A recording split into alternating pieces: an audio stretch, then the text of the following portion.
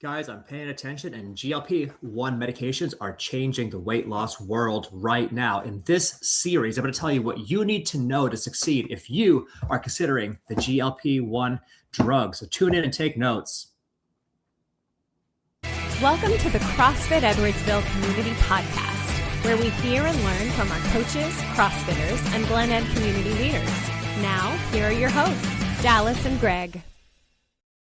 Chances are, if you're anywhere near the health and fitness space, you're hearing about the GLP-1 agonists, those medications that are changing the weight loss world right now.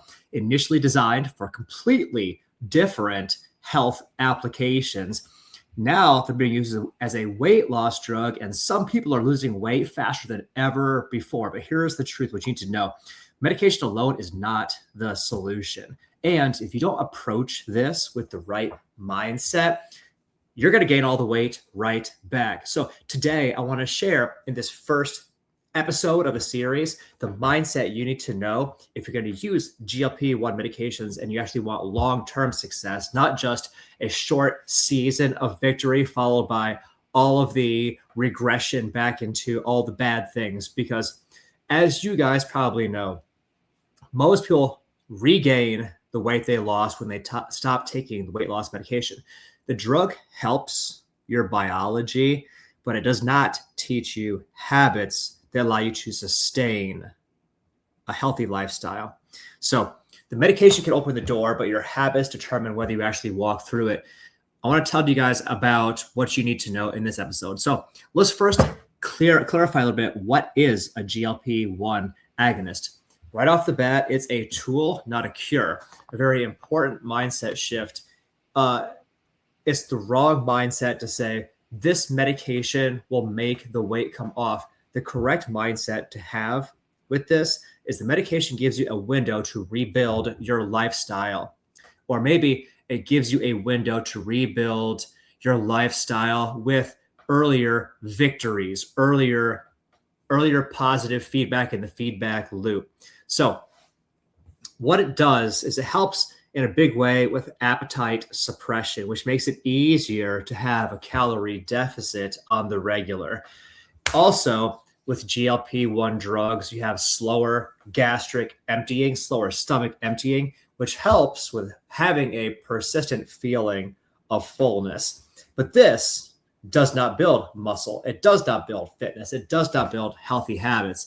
You can think of this like training wheels on a bike. It's helpful, but the goal is going to be to eventually ride without them because you'll be constantly hampered.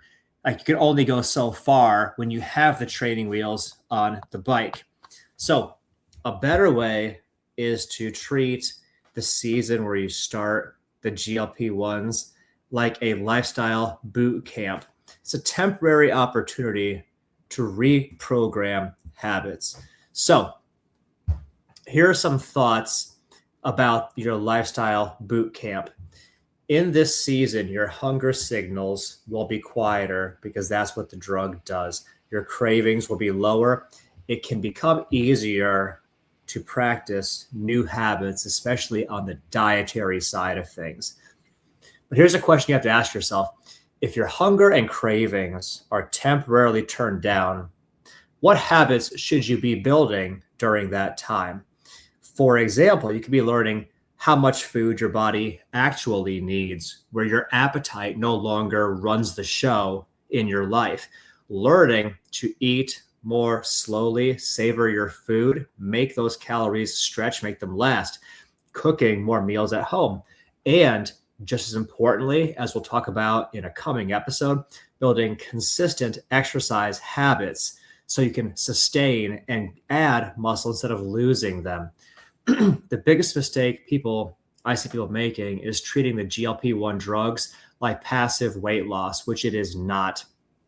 See, you have to focus on health metrics, not just the scale, because weight loss by itself can be very misleading. If you chase the scale number and accidentally lose muscle instead of just fat, you're actually worse off by losing a chunk of muscle in order to push the scale down if you're not subtracting fat. I'll say that again. You're actually worse off if you're down 10 pounds and 8 of it is muscle, 2 of it is fat. Like you'd be better off not having lost that 10 pounds.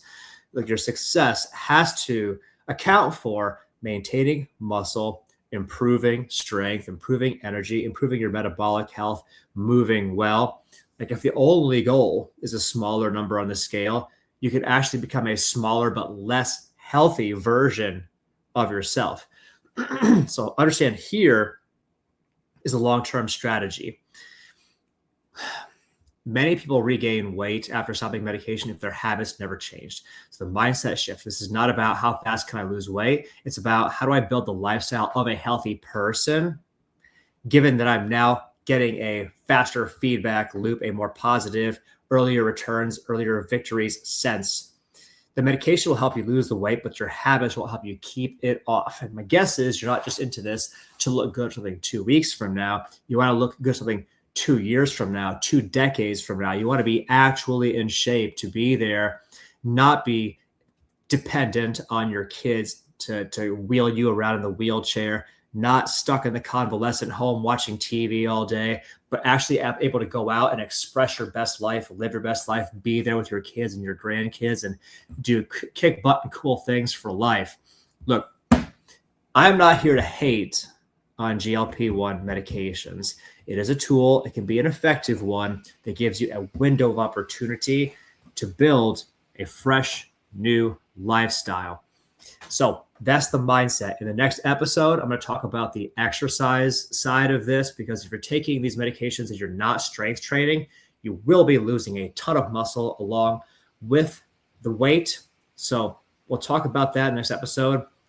Remember, guys, we want to build the habits of a healthy person so the results actually last. Much love to you, and we'll see you in the next episode. Thanks for listening to my dad's podcast. For more useful tools and guidance, go to CrossFitEdwardsville.com and feel free to like, share, subscribe, and leave your thoughts in the comment sections down below. See you in the next episode.